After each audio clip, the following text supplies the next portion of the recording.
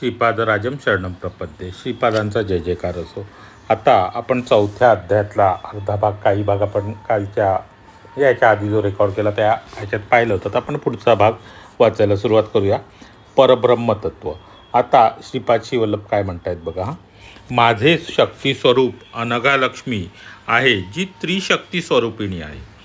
ती माझ्या शरीराच्या डाव्या बाजूला विराजमान आहे. माझ्या दक्षिण बाजूला त्रिगुणात्मक त्रैमूर्ती स्वरूप आहे. सारी सृष्टी माझ्यातच समावली आहे. सृष्टी, स्थिती, लय, तिरोधान, अनुग्रह हे कार्य सतत होतच असतात. प्रत्येक पदार्थ घनीभूत अक्षर स्वरूप आहे आणि प्रत्येक अक्षर स्पंदनमय आहे. सर्व अक्षरे मंत्र स्वरूप आहेत. महासरस्वतीचे रूप हे स्पंदनशील नाद स्वरूप आहे. महालक्ष्मीचे स्वरूप हे घनीभूत शक्ती आहे. तिच्यातील निक्षिप्त स्वरूप हे महाकालीचे रूप आहे. थोडंसं समजण्यास कठीण, तर आपण पुढे वाचून जाऊया. एका क्षणी मी शक्ती आहे तर दुसऱ्या क्षणी मी शाक्त आहे. आता शाक्त आहे तर दुसऱ्या क्षणी मी शक्ती होतो. शक्ती हे जगन्मातेच्या अपार करुणेचे, तर शाक्त हे जगतपित्याच्या कठोर दिव्य न्यायाचे प्रतीक. माझे हे पितृस्वरूप अतिशय निष्ठुरपणे अशी आज्ञा देत आहे की आपापल्या कर्माची फळे भोगलीच पाहिजेत. तसेच माझे माता स्वरूप दीन आणि शरणागत भक्तांना दया आणि करुणा दाखवण्याची प्रेरणा देते. मुलांनी कितीही चुका केल्या तरी आईच्या दृष्टीला त्या कमीच दिसतात, पण एखादे चांगले काम केले तर मात्र ती मोठे बक्षीस देते. माझे मातृस्वरूपही तसेच आहे. समस्त सृष्टीची माता, पिता, गुरु मीच आहे. वासवी माता, माझी बहीण कशी, हीच तुझी शंका आहे ना. मग ती तू दूर करू इच्छितो. जेव्हा मी अत्री आणि अनुसया यांच्या पुत्ररूपाने जन्म घेतला तेव्हा मला पाळण्यात झुलविताना अनुसया माता विचार करू लागली की फक्त पुरुष संतान असल्याने मनाने समाधान होत नाही. एक गोड परीसारखी, बहुतेक दत्तांसारखी दिसणारी मुलगी झाली तर किती आनंदाची गोष्ट होईल.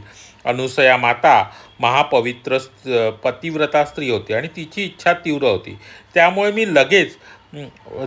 ती लगेच पूर्ण झाली. जेव्हा पाळणा पुढे जायचा तेव्हा बाळ दत्त स्वरूपात आणि परत येताना वासवी स्वरूपात दिसू लागले.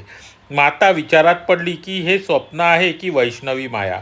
एवढ्यात अत्री महर्षी तेथे आले आणि त्यांनी सांगितले, अनुसये, आपण त्रिगुणात्मक त्रिमूर्तीच्या मूलतत्वाचे रूप कसे असेल या विचाराने कठोर तपस्या केली. त्याचे फलस्वरूप म्हणजेच दत्तप्राप्ती होय. यावरून असे कळले की गुरुस्वरूपच हेच त्रैमूर्तीचे मूळ रूप आहे. होय, हेच श्रीमन नारायण स्वरूपही आहे. या स्वरूपाने जर स्त्रीरूप धारण केले तर आदी पराशक्ती कन्यका ही दोघेही सृष्टीच्या आरंभापासूनच भाऊ बहीण आहेत. वा, केवढा महान विषय. अनुसया माता आणि अत्री महर्षींनी थोडा वेळ ध्यानस्थ बसले. ध्यानामध्ये त्यांना माझ्या यथार्थ रूपाचे दर्शन झाले. तेच अंबिकेचे असल्याचे समजले आणि ते रूपच माझ्या भविष्यातील श्रीपाद श्रीवल्लभ अवताराच्या आधी योगमायेच्या रूपात अवतरित होण्यासाठी वासवी कन्यकेचे रूप धारण करणार असल्याचे त्यांनी जाणले. अत्री आणि अनुसया यांच्या इच्छेनुसार आम्ही वेगवेगळे रूप धारण केले. जेव्हा अंबिकेने मला राखी बांधली तेव्हा अंबिकेने मला राखी बांधली. आता बघा, अत्री आणि अनुसयांच्या इच्छेनुसार दत्तांनी आणि अंबिकेने वेगवेगळं रूप धारण केले आणि त्यावेळेला अंबिकेने ही दत्तात्रयांना, श्रीपाद श्रीवल्लभांना राखी बांधली. दत्ताच्या सर्व अवतारांमधील पहिला अवतार होता व तो गुप्त ठेवला जाईल. दत्तांच्या सर्व अवतारामधील हा पहिला अवतार होता आणि तो गुप्त ठेवला जाईल. आदी पराशक्तीच्या सर्व अवतारांमध्ये आधी अंबिका ज्या रूपामध्ये होती ते रूप म्हणजे कन्यकांबा होय. तेही अग्नितत्वामध्ये गुप्त ठेवले गेले. देवधर्म हे मानवधर्मापेक्षा वेगळे असतात. महापुण्यवान असलेलेच फक्त अंबिकेचे दिव्य मंगल रूप पाहू शकतात. काही हेतूने मी आज आपणा सर्वांना बोलविले आहे. मी नाव व रूपाला बांधील नाही. परंतु नाव आणि रूपाशी अतीत आहे. मी आता श्रीपाद शिवल्लभ प्रभू काय म्हणतात, आता ते श्रीपाद शिवल्लभ प्रभूंनी त्यांना सगळ्यांना तिथे बोलत, तेव्हाचा हा प्रसंग आहे. म्हणजे पळणी स्वामी तिथे गेलेले आहेत कुरावपुरात, तेव्हाचं हे वर्णन आहे, लक्षात घ्या. त्यामुळे ते काय म्हणतात, काही हेतून मी आज सर्वांना इथे बोलावलं आहे. मी नाव आणि रूपाला बांधील नाही, परंतु नाव आणि रूपाशी अतीत आहे, कारण मी अनंत चैतन्य स्वरूप आहे. मी माझ्या चैतन्य सागरा, आता ते काय म्हणतात दत्तप्रभू, की साकार किंवा निराकार मी कोणत्याही रूपात राहू शकतो, त्याचा मला काही फरक पडत नाही, असं त्यांनी इथे सांगितलं. आजही मी माझे रूप गुप्त ठेवू इच्छितो. त्यांनी वासवी मातेला विचारले, माते वासवी, आपली इच्छा आणि मत काय आहे?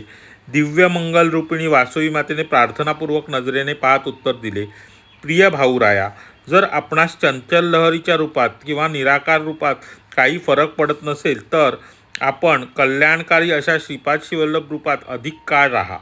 ज्यावेळी ह्या रूपात तुम्ही गुप्त व्हाल तेव्हा खऱ्या साधकांना आपल्या या रूपाचे दर्शन होईल असा वर देऊन अनुगृहीत करा. आपले हे रूप आपण असे गुप्त ठेवा की कोणीही कोणत्याही ठिकाणी कोणत्याही वेळी स्थूल दृष्टीने आपल्यास पाहू शकणार नाही. जर तुम्ही पुन्हा अवतार घेणार असाल तर तो दुसऱ्या रूपात घेऊ शकता. जेव्हा ते शरीर समाधीस्थ होईल तेव्हा त्या समाधीद्वारे आपल्या भक्तांची मनोकामना पूर्ण करू शकाल. समस्त कल्याणकारी गुणांनी युक्त अशा वासवी अंबिके तुझी इच्छा पूर्ण होईल. आता बघा, वासवी अंबिकेने काय सांगितलं त्यांना, जेव्हा श्रीपाद शिवल्लभांनी दत्तप्रभूंनी त्यांना विचारलं तेव्हा तुम्ही हे रूप गुप्त करू शकता, पण तुम्ही दुसऱ्या रूपात जन्म घेऊ शकता असं त्यांनी सांगितलं आहे. आणि त्यावर श्रीपाद शिवल्लभ म्हणालेले आहेत की ठीक आहे, तुझी इच्छा मी पूर्ण करीन. आणि ते जेव्हा तुम्ही दुसऱ्या रूपात येऊ शकता, जेव्हा तुम्ही ते शरीर समाधीस्थ होईल तेव्हा समाधीद्वारे तुम्ही मनोकामना पूर्ण करू शकाल. म्हणजे दुसऱ्या अवतारात सुद्धा तुमचं शरीर समाधीस्थ झाल्यावर तुम्ही तुमच्या समाधीद्वारे त्या सगळ्या इच्छा पूर्ण करू शकता. तेव्हा भक्तांची मनोकामना पूर्ण करू शकाल. समस्त कल्याणकारी गुणांनी युक्त असलेले वासवी अंबिके तुझी इच्छा पूर्ण होईल. मी आणखीन 14 वर्षे या शरीराला 30 वर्षे होईपर्यंत श्रीपाद शिवल्लभ रूपातच राहून नंतर गुप्त होईल. आता श्रीपाद शिवल्लभ म्हणजे काय म्हणतात, म्हणजे त्यावेळेला श्रीपाद शिवल्लभांचं वय किती होतं, 16. आणि ते काय म्हणतात, आणखीन 14 वर्षे मी या शरीराला 30 वर्षे होईपर्यंत श्रीपाद शिवल्लभ रूपातच राहून नंतर गुप्त होईल. त्यानंतर संन्यास धर्माचा उद्धार करण्याच्या निमित्ताने नृसिंह सरस्वती या नावाने जन्म घेऊन त्या अवतारात 80 वर्षे राहील. तर श्रीपाद शिवल्लभ पुढे काय म्हणतात की मी नृसिंह संन्यास आश्रमाचा उद्धार करण्यासाठी नृसिंह सरस्वती या नावाने 80 वर्षे राहीन आणि त्यानंतर कर्दळीवनात 300 वर्ष घोर तपनिष्ठेने राहून प्रज्ञापुरात म्हणजे अक्कलकोट येथे स्वामी समर्थ या नावाने अवतार धारण करीन. आता इथे परत ते काय म्हणतात की ते नृसिंह सरस्वती हे रूप जेव्हा घेणार आहेत तेव्हा ते 80 वर्ष त्या रूपात राहून नंतर मग कर्दळीवनात 300 वर्ष घोर तपश्चर्या करून नंतर कोटमध्ये स्वामी समर्थ या नावाने नाव धारण करीन. अवधूत आणि सिद्ध पुरुषांच्या रूपाने अपरिमित दिव्य गुणांनी अगाध लीला आणि चमत्कार करीन. आता नंतर ते काय करतात, अवधूत पुरुष जे अवधूत असतील आणि सिद्ध पुरुष असतील त्यांचं रूप घेऊन ते दिव्य गुणांनी अगाध लीला करणार आहेत असे माधुर्यपूर्ण वक्तव्य श्रीपादांनी केले. असं वक्तव्य श्रीपादांनी केलेलं आहे. परदेशी व्यक्ती स्वामींचा अनुग्रह आणि नामकरण. काही वेळ ध्यानस्थ बसल्यावर श्रीपादजींनी विरूपाक्षाला बोलविले आणि म्हणाले, बाळ विरूपाक्ष, एक गोरा माणूस अनेक संकटांचा सामना करीत माझ्या दर्शनासाठी कुरावपूरला आला आहे. त्याला हा स्वर्णमय दिव्य प्रसाद इतर कुणाच्या दृष्टीस पडत नाही, म्हणून तो मला शोधत इथे तिथे भटकत आहे. तू जाऊन त्याला इथे घेऊन ये. एवढ्या लहान व अपरिचित अशा द्वीपावर कसा आला या विचाराने मी सुन्न झालो. विरूपाक्ष त्याला घेऊन आला. श्रीपादजींना पाहताच त्याच्या चरणावर पडून हमसून रडू लागला. प्रभूंनी त्याला मोठ्या प्रेमाने उठवले. त्याच्या नेत्राद्वारे करुणामृत वाहू लागले. अनंत शक्ती आणि अनंत प्रेम या दोघांचे निराळे मिश्रण हे त्याचे रूप आहे. कोट्यावधी मातांच्या प्रेमापेक्षा अधिक प्रेम त्याच्या मनात आहे. श्रीपादजींनी त्याला जॉन म्हणून हाक मारली आणि बोलाविले. त्याच्या नजरेत नजर मिसळून ते त्याच्याकडे पाहत होते, जणू काही नेत्रदीक्षाच देत होते. त्याच्या भ्रूमध्यामध्ये त्यांनी स्पर्श केला. त्या पवित्र स्पर्शाने त्याला दिव्य अनुभूतींचा प्रत्यय आला. तिथे असलेल्या सगळ्यांना आकाशात पाहावयास सांगितले. डोळे दिपवणाऱ्या प्रकाशाने आकाशात देवनागरी लिपीमध्ये एक मोठी संख्या दिसू लागली. ती संख्या चित्रगुप्ताची ज्ञानसंख्या होती. येणाऱ्या शतकामध्ये या संख्येला फार महत्त्व येईल अशी ती संख्या होती. आता बघा, आता हा जो भाग आहे ना तो नीट ऐका. काही वेळ ध्यानस्थ बसल्यावर काय झालं, श्रीपादांजींनी विरूपाक्षाला आज्ञा केली. काय विरूपाक्षाला आज्ञा केली की बाळ विरूपाक्ष, एक गोरा माणूस इथे आलेला आहे, तो खूप संकटांचा सामना करत तिथे आलेला आहे, तर तू त्याला घेऊन ये. आणि त्या गोऱ्या माणसाचं नाव जॉन होतं. आता हा जॉन हा खूप लांबून आलेला होता. कुठून बरं आला होता, कुणाच्या दृष्टीने, आणि तो जेव्हा विरूपाक्ष त्याला घेऊन आला तेव्हा तो जॉन प्रभूंच्या चरणावर पडून हमसाहमशी रडू लागला आणि त्यांच्या नेत्राद्वारे अगदी अश्रू वाहू लागले. ते अश्रू हे अनंत शक्ती आणि अनंत प्रेम या दोघांचे मिश्रण असे त्या अशेचे रूप होते जे अश्रू वाहत होते. आणि कोट्यावधी मात्यांच्या प्रेमापेक्षा, आता एका माईचं प्रेम किती असतं त्याची तर आपण कधीच जगात म्हणतो ना, आईच्या प्रेमाला कशाची तुलना, तर कोट्यावधी मातांच्या प्रेमापेक्षा अधिक प्रेम त्यांच्या मनात होते. कोणाच्या? श्रीपाद वल्लभाचे. त्यांनी त्या व्यक्तीला जॉन म्हणून हाक मारले आणि नंतर त्याच्या भ्रूमध्यामध्ये स्पर्श केला आणि आकाशाकडे बघितलं. एक आकाशामध्ये जी संख्या दिसली ती संख्या आता मी फक्त वाचतो, खूप मोठी संख्या आहे. 170, 141, 11, 83, 46, 0, 46, 9, 23, 17, 316, 730, 371, 700, 588, 410, 572, 7. म्हणजे हा असं 3 अंकी नाही आहे, ती मोठी संख्या. मी फक्त तुम्हाला ती संख्या एक असं वाचायला गेलं तर 1, 7, 0, 1, 4, 1, 1, 8, 3, 4, 8, 0, 4, 6, 9, 2, 3, 1, 7, 3, 1, 6, 8, 7, 3, 0, 3, 7, 1, 6, 5, 8, 8, 4, 1, 0, 5, 7, 2, 7. म्हणजे आता विचार करा, ह्या एकच अंक आहे, एवढी मोठी ही संख्या आहे. आणि ही संख्या म्हणजे काय, तर ही विश्वसंख्या आहे, ज्याचा अर्थ आणि अंतरार्थ सर्व पदार्थ विज्ञानांमध्ये संशोधन करणाऱ्यांनाच फार बुद्धिमत्तेनुसार अवगत होईल. म्हणजे असं आहे. श्रीपादजी तेलुगू भाषेमध्ये बोलत होते. बघा, श्रीपादजी तेलुगू भाषेमध्ये बोलत होते आणि जॉनला ते समजत होते. तो जर्मन भाषेमध्ये बोलत होता. श्रीपादजी तेलुगू भाषेमध्ये उत्तर देत होते. किती अजब गोष्ट आहे, त्यांच्या सहवासातील प्रत्येक क्षणमध्ये एक नवीन अनुभव होता, नवीन अनुभूती होती. सर्व प्रकारचे ज्ञान विज्ञान त्यांच्या अधीन आहेत. श्रीपादजींनी आम्हाला सांगितले, मी तेलुगूमध्ये बोलत आहे तरीही जॉनला जर्मन भाषेत समजत आहे. माझी प्रत्येक गोष्ट जर्मन भाषेत अनुवादित होऊन त्याला ऐकू येत आहे. माझ्या भक्तांसाठी मी काहीही करू शकतो. असे कोणतेच काम नाही जे मी करू शकत नाही. असे कोणतेच ओझे नाही जे मी उचलू शकत नाही. आणि अशी कोणतीच समस्या नाही की मी समस्या नाही की मी जिचे निरसन करू शकत नाही. सर्व धर्म सोडून मन वाक कर्माद्वारे माझ्यावर अतूट विश्वास ठेवतो तो धन्य होतो. जेव्हा माझ्या वात्सल्यप्रेमाचा तुमच्यावर वर्षाव होऊ लागतो तेव्हा निसर्गातील सर्व शक्ती तुमच्यासाठी श्रेयोदायक स्पंदने उत्पन्न करतात. हे माझे वचन आहे. या 14 भुवनांमध्ये कोणतीही वास्तू नाही की जी मला प्राप्त करावयाची आहे. आपले धर्मपालन करतात. तुम्ही जर माझे स्मरण करीत असाल तर तुमच्या वाटेमध्ये मी फुलांचा वर्षाव करीन. मी प्रेमळ आहे. प्रेमानेच मला तुम्ही ओळखू शकाल आणि जिंकू शकाल. ध्रुवाची महानता तसेच यशूच्या जन्माचा खुलासा देताना प्रभू म्हणाले, सप्तर्षी मंडळामध्ये ध्रुव मुख्य आहे. ध्रुवाने अढळपद कसे मिळवले ते तुम्ही जाणून घेतले पाहिजे. आपल्या पित्याच्या मांडीवर बसण्याची इच्छा पूर्ण करण्यासाठी त्याने श्रीमन नारायणाची तपश्चर्या केली.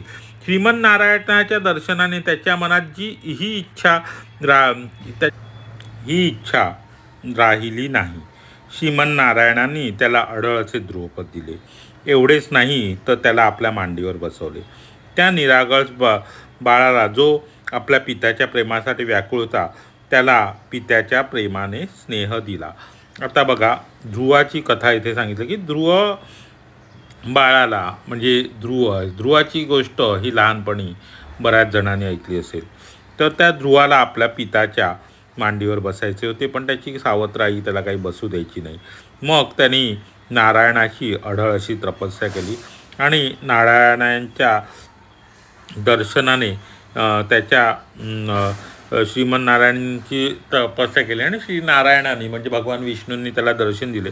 आणि दर्शनानंतर त्याला ती इच्छाही त्याच्या मनात राहिली नाही की आपण आपल्या पित्याच्या मांडीवर बसावं. आणि श्रीपाद नारायणाने म्हणजे भगवान विष्णूंनी त्याला अढळ असे स्थान दिले आणि आपल्या पित्याच्या प्रेमासाठी व्याकुळ असलेल्या त्या मुलाला आपल्या पित्याचा स्नेह दिला, प्रेम दिले.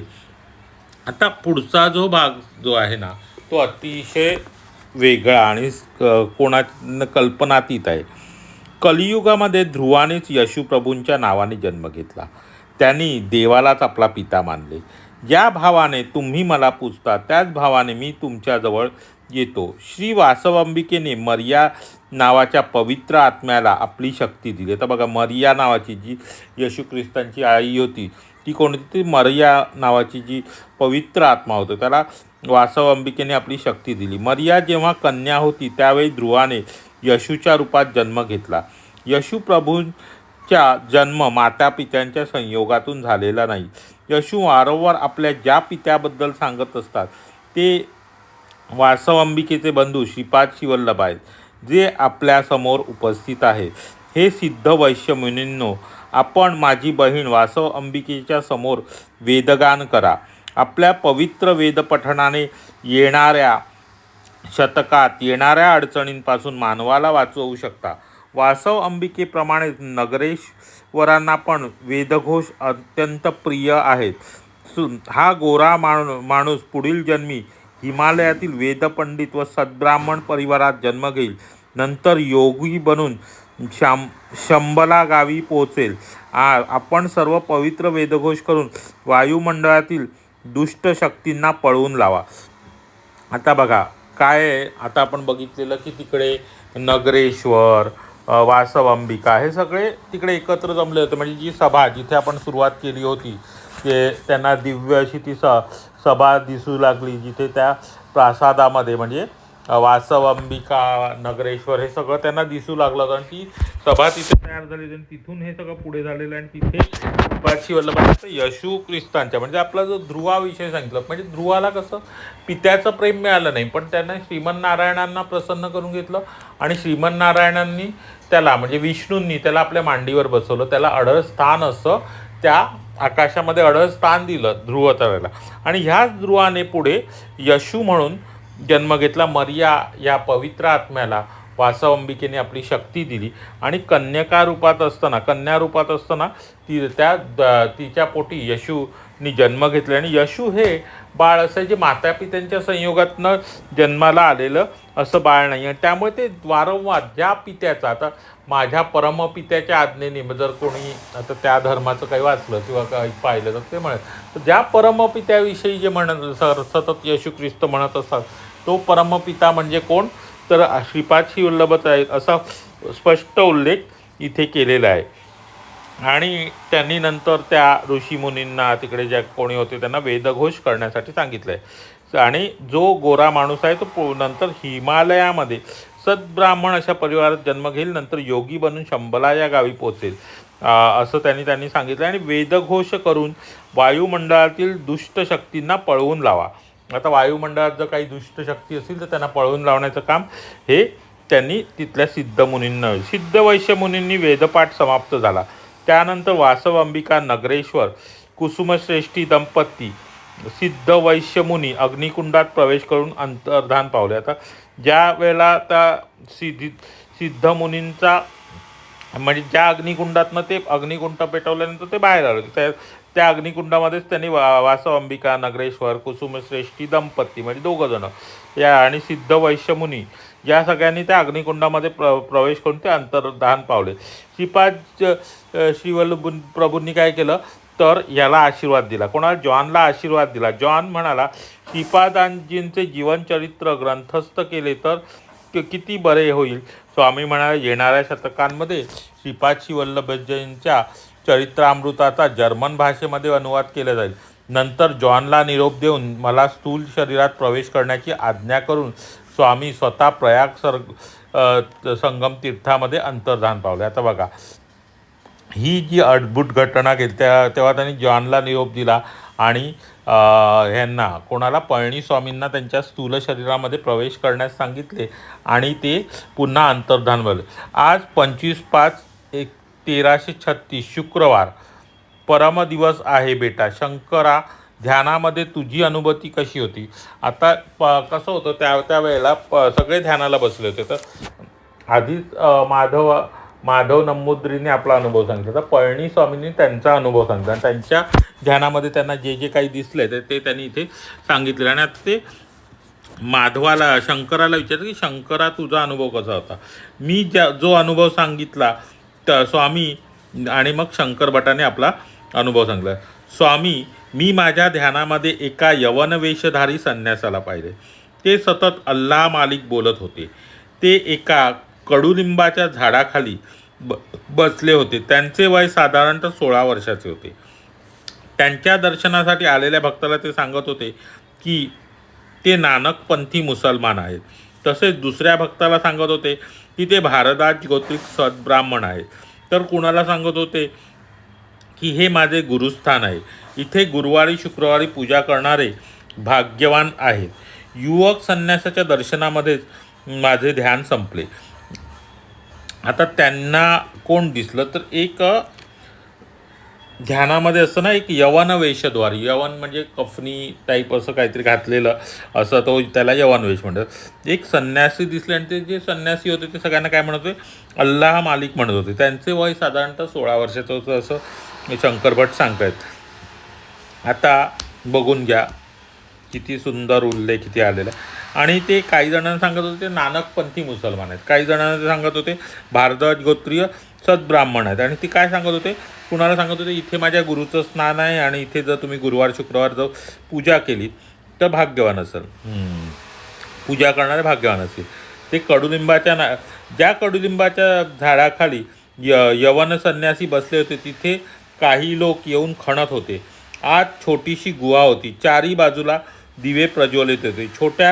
थोड्या वेळाने युवक संन्यासाने येऊन गुहेचे तोंड बंद केले आणि म्हणाले की ते त्यांच्या गुरुचे स्थान आहे. कोणीही ते उघडता कामा नये. माझ्या या ध्यानाच्या पाठी श्रीपाद श्रीवल्लभजींचा काय संकल्प होता याविषयी मी पूर्णपणे अनभिज्ञ आहे. आता शंकर भटांना जो अनुभव आला त्यांना जे काही दिसलं ते त्यांनी ध्यानामध्ये दिसलं त्याचं सगळं वर्णन इथे केलेलं आहे. आता यवनाचा पूर्ववृत्तांत. श्रीपाद श्रीवल्लभजींचे तत्वे अचिंतनीय आहेत. त्यांच्या लीला कशा प्रकारच्या असतील हे सांगणे कठीण. जगातील सर्व धर्म संप्रदाय नियमांचा समन्वय साधून त्यांना सनातन धर्मात सम्मिलित करणे हा त्यांचा संकल्प आहे. कलियुगाच्या अंतापर्यंत सनातन धर्माची जगभर व्याप्ती वाढविणारे महापुरुष तेच आहेत. त्यांनी त्यांच्या तिन्ही रूपांमध्ये त्यांनी आपल्या तिन्ही रूपांचे विवरण जॉन जवळ केले. एक आहे यहोवा रूप ज्याचा अर्थ मी आहे. हे त्यांचे परब्रह्म स्वरूप. दुसरे देवपुत्र म्हणजे येशूचे चैतन्य जे विश्वामध्ये प्रतिबिंबित होते. आणि तिसरे परिशुद्ध चैतन्य जे शांती सुख प्रदान करणारे अनुग्रहरूपी पवित्र स्वरूप आहे. ईसाई धर्माप्रमाणेच यवन धर्म दत्ततत्वाचा एक भाग आहे. महामती नावाचा महात्मा निरंकार मख्खेश्वराचा भक्त होता. बघा महामती नावाचा महात्मा हा निराकार मखेश्वराचा भक्त होता. तो देवाला अल्लाह मानत होता. त्याने सप्त स्वर्ग पाहिले. अल्लाहचे दर्शन घेऊ इच्छित होता, पण त्याला त्याचे प्रतिबिंबच दिसले. तू ज्या यवन संन्यासाला पाहिलेस तो भारद्वाज गोत्रीय ब्राह्मण होता. आता बघा, जो यवन संन्यासी शंकर भटांनी पाहिला त्याचं वर्णन, तो भारद्वाज गोत्रीय ब्राह्मण होता. लहानपणीच त्याचे आई वडील निर्वतले. एका मुसलमान बाबाने त्याचे संगोपन केले, म्हणून त्याला इस्लाम धर्माची माहिती आहे. एका हिंदू महात्म्याच्या संगतीमुळे हिंदू धर्माची ओळख झाली. वाराणसीमध्ये राहणाऱ्या एका थोर योगाकडून क्रियायोग शिकला. त्याने श्री दत्तांच्या अंशावतारामध्ये दर्शन घेऊन त्यांच्याकडे चांदीची नाणी मागितली. पात्र भरण्याचे नाव घेत नव्हते. तेव्हा अवधूतांनी त्याच्या पात्रात 2 खजूर घातले. यवन बाबा खुश झाले. त्यामुळे दत्त चैतन्याने त्यांच्या शरीरात प्रवेश केला. आता बघा, त्या यवन बाबांच्या शरीरामध्ये दत्त चैतन्याने प्रवेश केला. तो घिशिला नगरीत गेला. ते एक अरण्य प्रदेशातील छोटे गाव होते. तेव्हा ते पूर्ण जंगल होते. तेव्हा श्रीपाद तेथील शिळेवर बसून ध्यानमग्न होते. जो कोणी त्या शिळेवर ध्यानस्थ बसेल त्याला अद्भुत फळाची प्राप्ती होईल. कडुलिंब वृक्षाखाली जी गुहा पाहिली तिथे श्रीपादजींनी 12 वर्षे तपश्चर्या केली. आता बघा, जी कडुलिंब वृक्षाखालीची जी गुहा होती तिथे श्रीपादजींनी 12 वर्षे तपश्चर्या केली. त्या 12 वर्षाच्या तपस्येमुळे त्यांना 12,000 वर्षे तपस्या केल्याचे फळ मिळाले. त्यांच्या शरीराचे वय 12 वर्षे झाले. त्या गुहेमध्ये ती अशी जागा नव्हती जिथे त्यांच्या जटांचे केस पडला नसेल. त्यांच्या भुवया अतिशय दाट झाल्या. मोठ्या मुश्किलीने भुवया उंचावून डोळे पाहावे लागत असत. श्रीवल्लभांनी आपल्या तपस्येचे फळ त्या यवन बाळाला दान केले. बघा, तिथे त्या गुहेमध्ये श्रीवल्लभांनी 12 वर्ष तपस्या केली. 12 वर्ष त्यांना त्या तपश्चर्येचे फळ मिळाले आणि त्या 12 वर्षाच्या तपस्येचे फळ त्यांनी त्या यवन बाळाला दान केले. 4 वर्षाचा असल्यापासून त्यांनी तपस्येला सुरुवात केली. जेव्हा तो 16 वर्षाचा झाला तेव्हा त्याची तपस्या पूर्ण झाली. मी ज्या घटनांबद्दल बोलत आहे या घटना येणाऱ्या शतकांमध्ये घडणार आहेत. तर बघा, या घटना कधी घडणार आहेत? येणाऱ्या शतकांमध्ये घडणार आहेत. त्या वर्तमान काळातल्या घटना नाहीत. श्रीपाद वल्लभजी नृसिंह सरस्वती अवतार घेतील आणि 80 वर्षापर्यंत त्या स्वरूपात राहतील. नंतर गुप्तवनाने कर्दळीवनात जाऊन 300 वर्ष राहतील, तपस्या करतील. त्यानंतर प्रज्ञापुरात श्री स्वामी समर्थ या नावाने राहून श्रीशैल्याच्या मल्लिकार्जुन लिंगामध्ये एकरूप होऊन जातील. आता शेवटी ते कुठे? मल्लिकार्जुन लिंगामध्ये एकरूप होणार आहेत. हा यवन संन्यासी सुद्धा वृद्ध होईल आणि चैतन्य त्यांच्या शरीरात घालून तो त्याला स्वतःला महान करते. ते त्याला स्वतःसारखा महान करतील. आता हा यवन संन्यासी सुद्धा वृद्ध होईल. तो यवन संन्यासी आहे जेव्हा तो वृद्ध होईल ते श्रीपाद श्रीवल्लभ काय करतील? आपले चैतन्य त्याच्या शरीरात घालून त्याला महान करतील. आणि हा यवन संन्यासी दुसरा तिसरा कोणी नसून ते म्हणजे कोण? तर आपल्या शिर्डीचे साईबाबा. इथे हा शिर्डीच्या साईबाबांच्या अवताराविषयी माहिती, म्हणजे जे शंकर भटांना दिसले ते कोण होते? यवन बाबा म्हणजे कोण? शिर्डीचे साईबाबा. आता साईबाबा हिंदू होते का मुसलमान होते काय, असं अनेक वेळा चर्चा. त्या सगळ्याचं यथोसांग उत्तर इथे वरच्या ह्याच्यामध्ये आलेलं आहे. प्रिय शंकरा, गुहेमध्ये जे 4 नंदादीप तू पाहिले त्यामध्ये बसून श्रीपाद श्रीवल्लभजींनी 12 वर्षे कठोर तपश्चर्या केली. आता जे 4 नंदादीप होते त्यांच्यामध्ये 12 वर्ष तपश्चर्या केली. संपूर्ण जगाची 16 भागात विभागणी करून ब्रह्म्याचे 4 पाद त्याद्वारे सूचित केले. आता हे थोडंसं कठीण आहे त्यामुळे ते आपण वाचून घेऊया. ब्रह्माच्या 4 पादांचे प्रतीक असलेले 4 दीप म्हणजे 4 दीप त्यांनी योगाग्नीने प्रज्वलित केले आणि ते तपश्चर्येत मग्न झाले. ब्रह्माचे 4 पाद म्हणजे प्राक, पूर्व, प्रतीची म्हणजे पश्चिम, दक्षिण आणि उत्तर या 4 दिशा पहिल्या पादाच्या दिकाला असतात. तर उपासनेचे प्रकार प्रकाश प्राप्त होतो. पृथ्वी, अंतरिक्ष, आकाश, समुद्र या दुसऱ्या पादाच्या कला आहेत. त्याच्या उपासनेने अनंत होऊन त्याला जिंकण्याची क्षमता प्राप्त होते. अग्नी, सूर्य, चंद्र आणि विद्युत ह्या तिसऱ्या पादाच्या कला आहेत. त्यांच्या उपासनेने ज्योतिषमन्न होऊन जग जिंकता येते.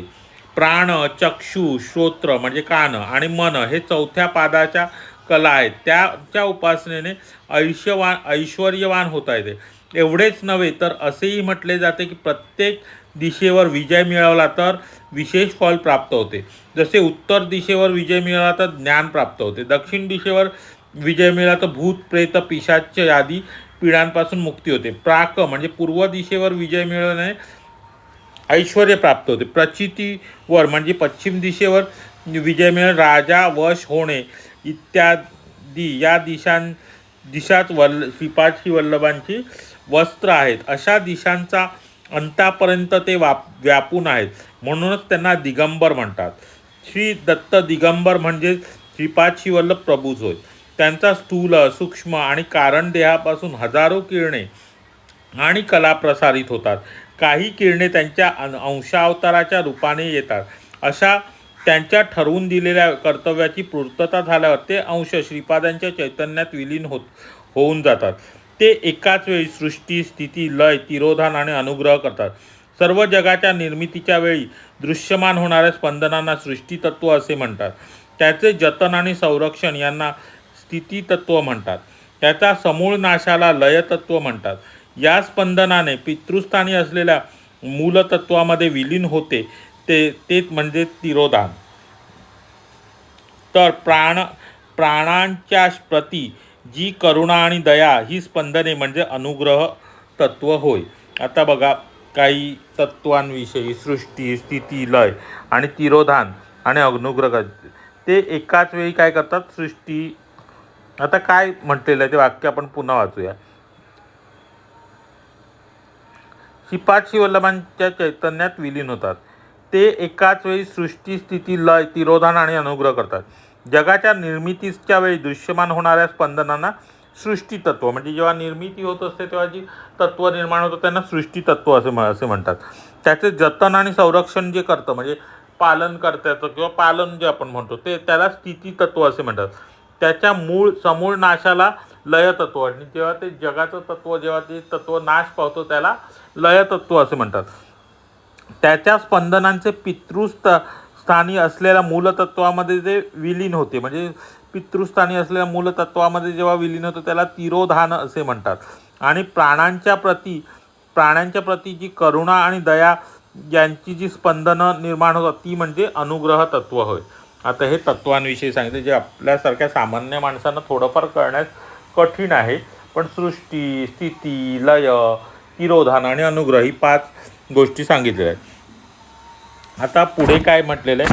कलियुगातील माणसे ही धन्य आहेत. केवळ नामस्मरणाने दत्तगुरूंच्या अनुग्रहाची प्राप्ती होईल. आता बघा काय जशी जशी युगे बदलली तसतशी मानवाची शक्ती कमी होत जाईल. त्याच्यासाठी ऋषींच्या प्रार्थनेनुसार परमेश्वर खालच्या स्थायीवर उतरून येईल. शरीरधारी प्रभूचा अवतार म्हणजे संपूर्ण अनुग्रहाचे सूचकच आहे. आता जसजसं युगे बदलत जातील तसतशी माणसाची शक्ती पण कमी होत जाणार. आता आपली शक्ती ही युगायुगांप्रमाणे कमी होत जाईल. जशी पूर्वीची जी सत्ययुगातली माणसं होती ती खूप शक्तिमान होती, ऋषीमुनी होते, सिद्ध पुरुष होते, ते शक्तिमान. पण कलियुगात ही आपली शक्ती कमी. काही विषय तसे समजण्यास कठीण तरी पण खूप महत्त्वाचे आहेत. आता आपण कलियुगातील नामस्मरणाचं फळ सांगितले आहे ते सांगितलं. जसजशी युग बदलतील कलियुगामध्ये माणसाची शक्ती कमी होणार आहे आणि मग अशा वेळेला परमेश्वर सुद्धा खालच्या स्थायीवर उतरणार आहे, आपल्याला अनुग्रह करणार. म्हणूनच कलियुगात मानव भाग्यवान आहेत. केवळ स्मरण मात्राने दत्तप्रभूंचा अनुग्रह प्राप्त होईल. मानवाचे पतन होण्यास जेवढे मार्ग आहेत त्यापेक्षा दुप्पट मार्ग श्रीचरणांचा अनुग्रह प्राप्त होण्यास आहे. जे परमसत्य आहे. स्मरण, अर्चन आणि इतर गोष्टींनी श्रीपाद वल्लभ प्रभूंशी अनुसंधान घडते. त्यामुळे साधकाचे पाप, कर्मदोष, अपवित्र विषय वासना संस्कार श्रीपादांच्या चैतन्यात प्रवेश करतात व त्याच्या भक्तांना श्रेयस्कर शुभ स्पंदनांचा लाभ होतो. श्रीचरण त्यांच्या चैतन्यात प्रविष्ट झालेल्या पापराशी कृष्ण प्रभामंडळे पवित्र नदीत बुडून डुबकी मारून नष्ट करतात आणि त्यांच्या योगाग्नीमध्ये त्या पापांचा जाळून भस्म करतात. जे स्वतः तप करून त्या तपाचे फळ त्यांच्या भक्तांना देतात. अशा प्रकारे कर्मसूत्राने अतिक्रमण न करता ते कर्मसूत्राचे अतिक्रमण न करता ते भक्तांचे रक्षण करतात. त्यांना आवश्यक वाटल्यास काही जड स्वरूपी कर्मफळांचे शोषण करून आपल्या शुभ पद्मकमलांशी शरण आलेल्या भक्तांना विमुक्तीचा प्रसाद देतात. क्षणोक्षणी आपल्या भक्ताच्या कल्याणासाठी अत्यंत भयंकर पद्धतीने ते कर्मांचा ध्वंस करतात. म्हणूनच त्यांच्या पादुकांना शरण जाणाऱ्यांनी की कर्मबंधनातून सुटका होते. आता श्रीपाद वल्लभांच्या पादुकांना जरी शरण केलं तरी त्यांचे कर्मबंधनाची सुटका होते. पळणीस्वामींच्या वक्तव्यानुसार मी त्यांना माझ्या मनात निर्माण झालेला प्रश्न विचारण्यास साहस केले. स्वामी, 7.5च्या त्रासातून शंकर भटाची सुद्धा सुटका झाली नाही असे ऐकले होते. 7.5च्या त्रासातून शंकराची सुद्धा सुटका झाली नाही असे ऐकले होते. ग्रहांविषयी त्रासातून श्री गुरु सार्वभौम कशा प्रकारे सुटका करतात त्याबद्दल माहिती द्यावी अशी प्रार्थना. बाबा शंकरा, खगोलातील ग्रहांना जीवाशी मित्रत्व किंवा शत्रुत्व असे नसते. आता बघा काय सांगितलं, खगोलातील ग्रहांना जीवाशी मित्रत्व किंवा शत्रुत्व असे नसते. मानव जन्माच्या वेळी त्याच्या प्रारब्ध कर्माला अनुसरून ग्रह महदर्शने जन्म घेतो. महदर्शने जन्म घेतो. त्या ग्रहाच्या गतीला अनुसरून शुभाशुभ फळ त्यास मिळते. ग्रहापासून येणारे सूक्ष्म किरण अशुभ फळ करणारे असल्यास त्याच्या दोषाची निवारण मंत्र, तंत्र, यंत्र या उपायांनी काही फळ न दिल्यास त्याने जप व होमाचा आश्रय घ्यावा. ज्या उपायाने सुद्धा उपशमन न झाल्यास त्या पीडित व्यक्तीने गुरुपादुकांना शरण जावे. तर ग्रहाच्या ह्याच्यासाठी सुद्धा वेगवेगळ्या प्रकारचे उपाय सांगितले आणि त्यांनी सुद्धा शमन नाही झालं तर मग काय करायचं, ते गुरुच्या पादुकांना शरण जायचं आहे. श्रीचरण सर्व शक्ती संपन्न आहेत. चांगल्या आणि वाईट शक्ती असतात. त्या शक्तींकडून निघालेली स्पंदने अनुक्रमे शुभ अशुभ घटना घडून आणतात. जे चांगल्या आणि वाईट शक्ती असतात त्यांच्याकडून जी स्पंदनं जेव्हा निघत असतात ती शुभ आणि अशुभ अशा घटना घडून. प्रत्येक ग्रहास मानव शरीरातील विशिष्ट भागावर ग्रहबाधा असल्यास प्रतिकूल ग्रहाचे अधिपत्य असलेल्या संबंधित शरीराचा अवयव पीडित होतो. विश्व चैतन्यापासून प्रवाहित सूक्ष्म स्पंदनांमुळेच अनिष्ट फळाची प्राप्ती होते. स्पंदनामुळे निर्माण होणाऱ्या आकर्षण किंवा विकर्षणामध्ये बदल होत असतात. सज्जनांचा सहवास असणाऱ्या व्यक्तीस दुर्जन सहवास, नीचकुलीन लोकांशी मैत्री, अकारण कलह, नातलगांचा वियोग, कुटुंबातील सदस्याशी वादविवाद, स्व आकर्षण शक्ती कमी होणे इत्यादी अनिष्ट फळे भोगायला लागतात. स्पंदनांची निरंतर उत्पत्ती होत असते.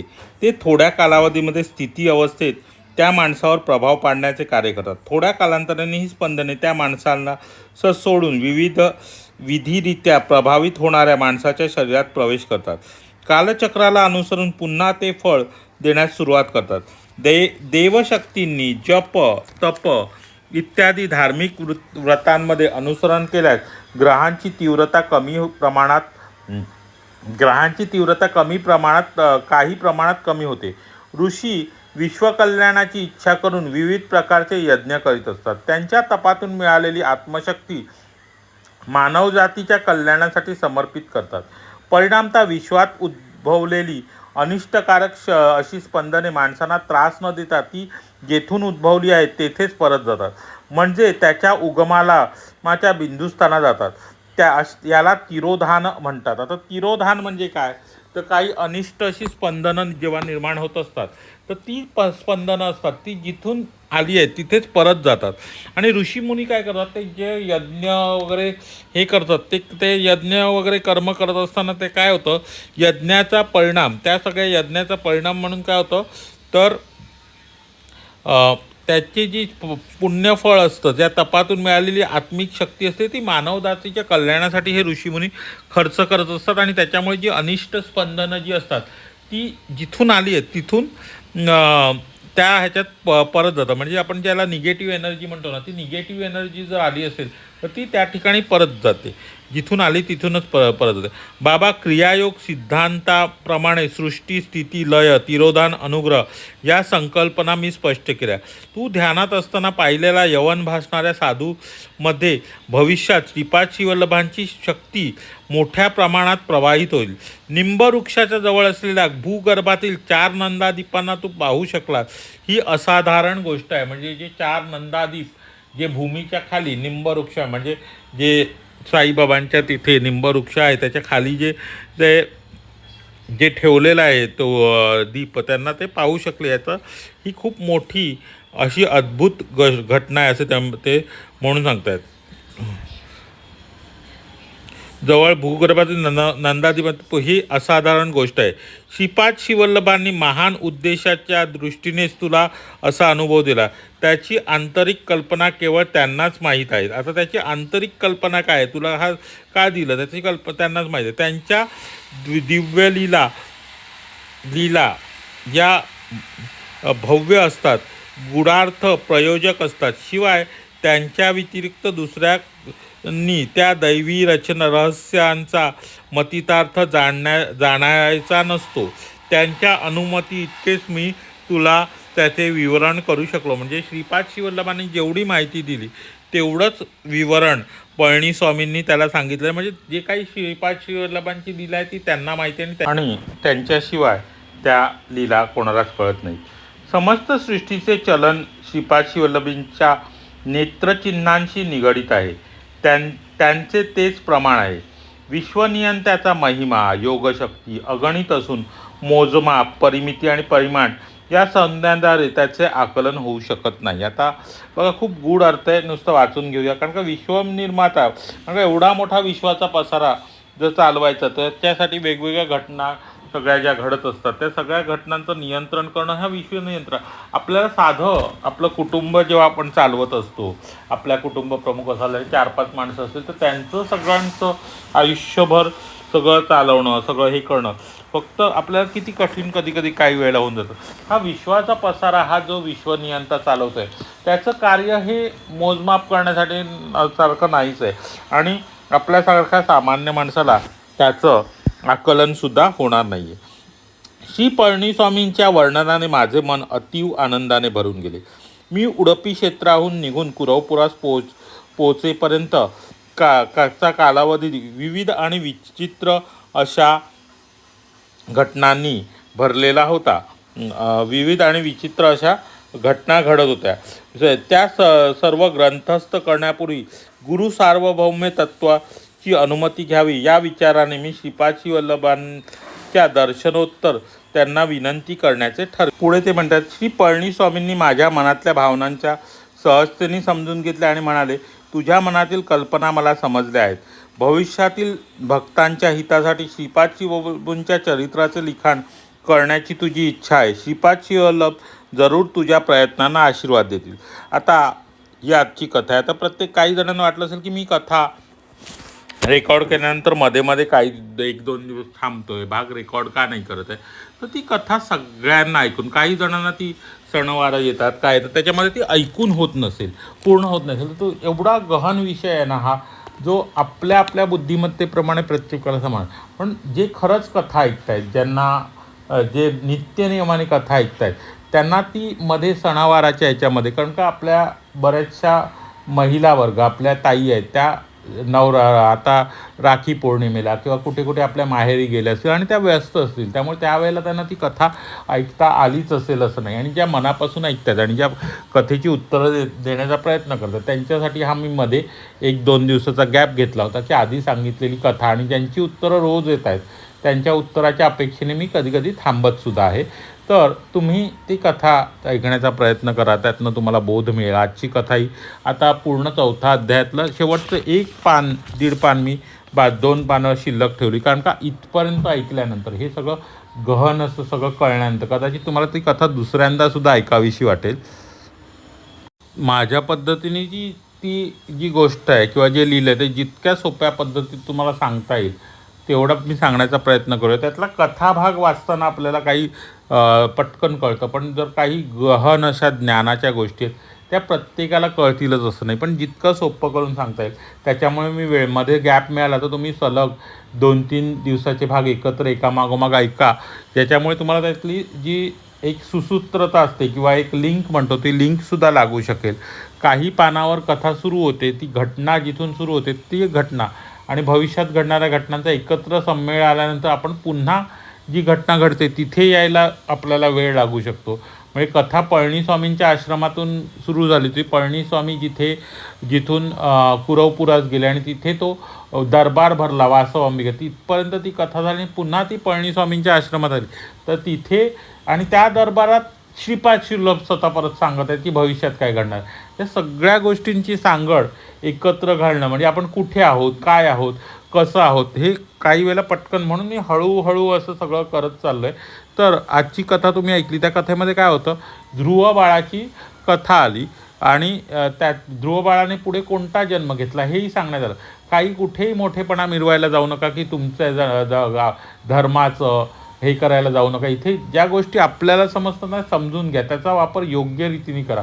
कुठेही जाऊन सनातन धर्म हा शेवटी शाश्वत धर्म असणार आहे कलियुगाच्या अंतापर्यंत, हे इथे स्पष्ट उल्लेख आलेला आहे. पण त्याचा वापर कसा करायचा हे तुम्ही ठरवायचं. मोठेपणा सांगण्यासाठी काही करू नका. जे अनुभव आले आहेत, तुम्ही या धर्मात जन्माला आला तर तुम्ही त्या धर्मात जे काही आचार विचार सांगते ते तुम्ही त्याचं पालन करण्याचा प्रयत्न करा. मख्खेश्वराचा उल्लेख आलेला आहे, येशू ख्रिस्तांचा इथे उल्लेख आलेला आहे. हे उपयोग आणि सर्व धर्म हे शेवटी सनातन धर्मातच निर्माण झाले, तिथे ते स्पष्टपणे सांगितलेलं आहे. आणि त्याचंच एक उदाहरण म्हणजे येशू ख्रिस्त हे कोणाचा अवतार होता हा आजचा प्रश्न आहे. तर आजच्या प्रश्न हाच आहे की येशू ख्रिस्त हा कोणाचा असो किंवा भगवान येशू हा कोणाचा अवतार होता आणि ते ज्याला आपला पिता मानत होते, ते नेहमी ज्याला आपला पिता म्हणतात, ते पिता म्हणजे कोण, या प्रश्नाचं उत्तर आपण द्यायचं आहे. श्रीपादराजम शरणम प्रपद्ये, श्रीपादांचा जय जयकार असो. अगदी शांतपणे कथा ऐका, समजून घ्या, 2 वेळा 3 वेळा ऐका. काही गहन गोष्टी ह्या मी सुद्धा 4-4 वेळा वाचल्यानंतर मला एखाद्या वाचनामध्ये त्या गोष्टीचा अर्थ आणि समन्वय कळायला लागतो. त्यामुळे जरी सोपं वाटत असलं श्रीपाद शिवलभ चरित्र तरी तितकंसं सोपं नाही आहे. तरी पण आपण त्याचं पारायण वाचन करून त्यातला 1% भाग जरी आपल्याला आत्मसात करता आला तरी खूप मोठी गोष्ट आहे. तरी तुमच्यासाठी या श्रीपाद शिवलभ चरित्राचं मी वाचन, पारायण नाही म्हणता येणार, आपण वाचन करण्याचा प्रयत्न करतो आहे, ते समजावून घेण्याचा प्रयत्न करतो. कारण पारायण केलं तर ते भरभर होतं, त्यातला मतितार्थ बऱ्याच वेळेला आपल्या लक्षात येत नाही. श्रीपादराजम.